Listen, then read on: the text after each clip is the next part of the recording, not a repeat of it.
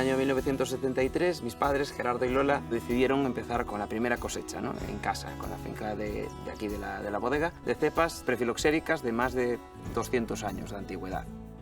El primer recuerdo que tengo desde pequeño es unas botas blancas de goma y ir a la viña a recoger la uva, repartir las cajas, venir de vuelta con ellas, hacer el pesaje de las uvas, estar durante todo el proceso de despanillado, los prensados, los trasiegos, y de repente pues, te ves ahí súper metido en la elaboración, sin darte cuenta.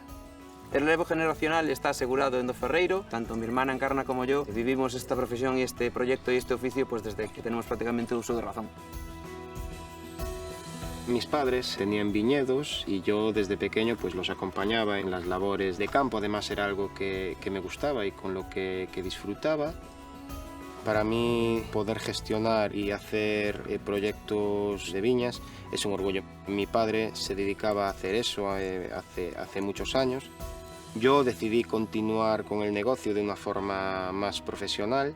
Hasta hace como 5 años, 10 años, las familias tenían su trabajo y utilizaban la viticultura como un apoyo a esa economía. Algunos se fueron desprendiendo de sus viñedos, pasaron a sus hijos, otros los siguen manteniendo, incluso ampliaron y muchos de ellos las alquilaron y ahí es donde tuvimos una oportunidad los más jóvenes.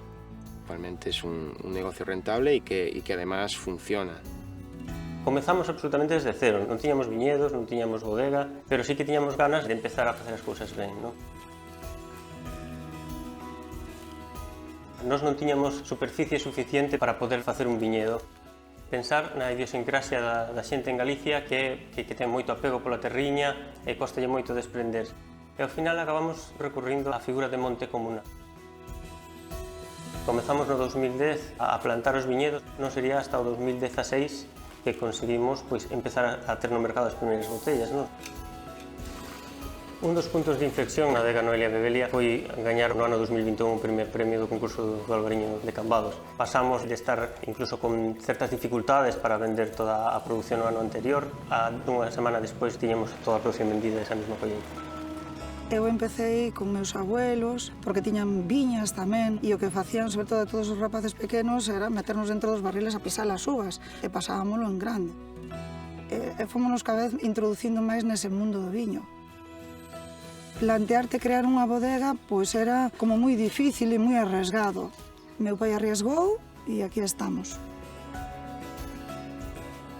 Non estudei nada relacionado cas bodegas, fixen empresas e cando terminei a bodega xa tiña pois, unha dimensión un pouco importante. Claro, meu pai planteoume, bueno, que vas a facer, non?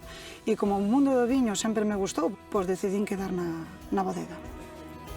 No mundo do naturismo empezamos un pouco sin querer e según foron pasando os anos tamén foron crecendo as visitas. Ahora mesmo, pois, ao mellor estábamos recibindo cerca das 20.000 persoas.